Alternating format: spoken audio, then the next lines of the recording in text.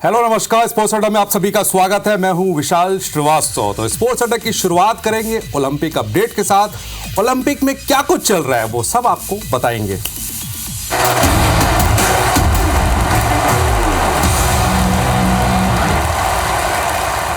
तो Paris Olympic में भारत ने बुधवार को यानी आज एक और मेडल अपने नाम कर लिया है। 50 मीटर राइफल 3 पोजीशन की मेंस कैटेगरी में शूटर स्वप्निल कुसेला ने भारत के लिए ब्रॉन्ज मेडल अपने नाम किया है। ओलंपिक के सफर में खास बात यह है कि भारत को अब अब तक जो है 3 मेडल मिले और तीनों जो है वो शूटिंग इवेंट्स में ही मिले हैं। तो ये 3 तस्वीरें जो आप देख रहे हैं, इसमें सबसे पहले जो है वो भारत के लिए ब्रॉन्ज मेडल जीतने वाली मनु भाकर है, जिसने 10 मीटर एयर पिस्टल सिंगल में मनु भाकर ने ब्रॉन्ज जीता था। उसके बाद फिर मनु भाकर ने कमाल किया और सरबजोत के साथ मिलकर 10 मीटर एयर पिस्टल मिक्स्ड में ब्रॉन्ज मेडल फिर से जीता और आज भी स्वप्निल ने एक ब्रॉन्ज मेडल जीता है। तो 3 ब्रॉन्ज मेडल अब तक आ चुके हैं। आपको तीनों जो भारत की टैली है वो आपको दिखाते हैं कि भारत के टैली में कैसे अब तक कितने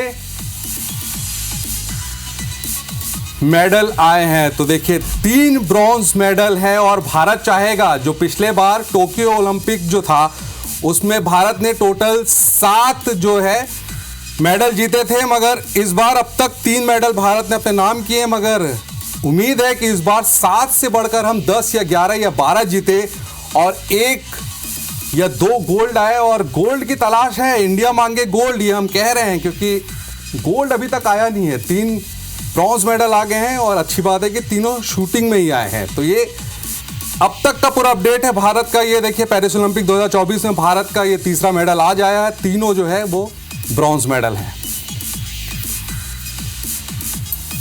और वही बात अब करते हैं आज के हीरो की। तो स्वप्निल कुसाले 2015 में कुवैत में हुए एशियन शूटिंग चैंपियनशिप में भी गोल्ड मेडल उन्होंने जीता था। उन्होंने 59वें नेशनल शूटिंग चैंपियनशिप में गगन नारंग और चैन सिंह जैसे शूटर्स को हराया था। मेडल जीतने के बाद स्वप्निल ने कहा, मुझे काफ़ी खुशी हो रही है कि मैं देश के लिए मेडल उन्होंने जीता है। और उनके कोच ने क्या कुछ कहा है, आइए आपको सुनाते हैं। स्वप्निल का क्रीड़ा प्रबोधनी का कोच 2009 से 2017 और बाद में रेलवे का कोच। मैं बता नहीं सकता, इतना सुख मिल रहा है कि हमारे नासिक क्रीड़ा प्रबोधनी, पुणे महाराष्ट्र का गवर्नमेंट का इतना शूटिंग रेंज, ये सिर्फ पैदा हुआ था ओलंपिक का मेडल लाने के लिए। आज उस सब की खुशी मिल रही है। हम कोचिस को तो हमारा बच्चा है, उसका जीत, और वो अपना घर दार छोड़ के नासिक में 8 साल रहा, उसके बाद पुणे में इतने साल, अभी तो उसकी नौकरी भी पुणे में है। और ये सब को आज उसके त्याग को, उसकी मेहनत को बहुत सफलता मिली, उसे मुझे बहुत बहुत खुशी है।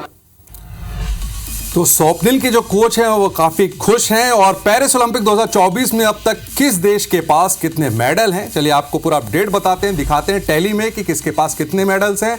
तो देखिए सबसे ज़्यादा चाइना के पास 11 गोल्ड मेडल है, इसलिए सबसे ऊपर है। जिसके पास गोल्ड ज़्यादा है वो सबसे ऊपर है। देखिए चाइना के पास 11 गोल्ड मेडल है, फ्रांस के पास 8 गोल्ड मेडल है और कुल जो है वो 26, सबसे ज़्यादा जो है फ्रांस के पास है कुल अगर देखा जाए, क्योंकि गोल्ड दूसरे नंबर पर 8 है और जापान के पास 8 है।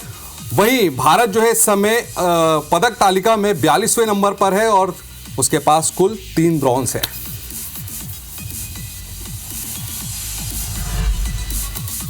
और अब बात क्रिकेट की, तो टीम इंडिया और श्रीलंका के बीच T20 के बाद अब वनडे सीरीज खेली जाएगी, जो कि कल से खेली जाएगी, जिसमें सूर्य कुमार कप्तान नहीं होंगे। कप्तान होंगे कौन? रोहित शर्मा, जिन्होंने T20 में भारत को विश्व चैंपियन बनाया है। और उनका साथ देने के लिए विराट कोहली भी श्रीलंका पहुंच गए हैं। तो कल से ये मुकाबला शुरू होगा। 3 ODI मुकाबले होंगे, जिसमें भारत का कल पहला श्रीलंका के साथ मुकाबला होगा।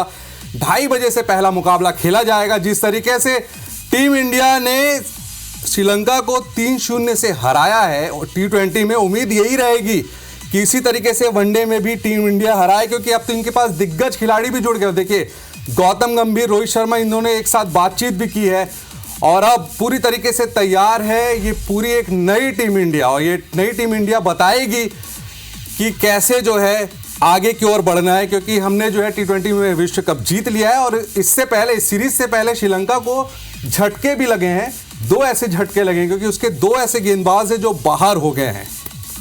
तो दोनों जो गेंदबाज है पेस अटैक वो भी बाहर हो चुके हैं।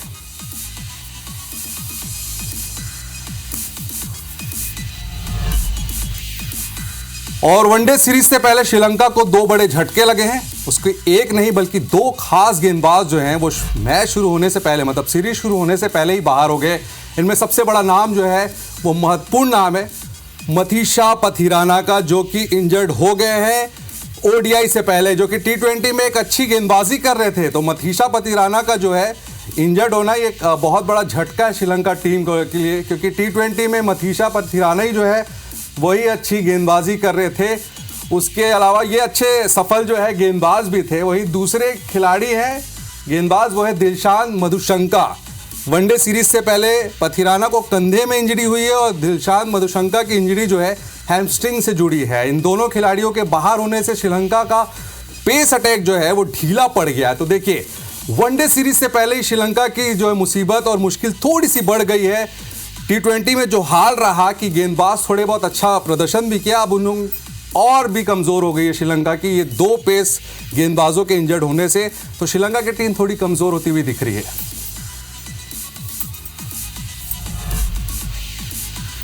तो स्पोर्ट्स अड्डा में आज के लिए बस इतना ही। रोज आपको स्पोर्ट्स अड्डा में हर अपडेट बताएंगे, मगर आज के लिए बस इतना ही। नमस्कार।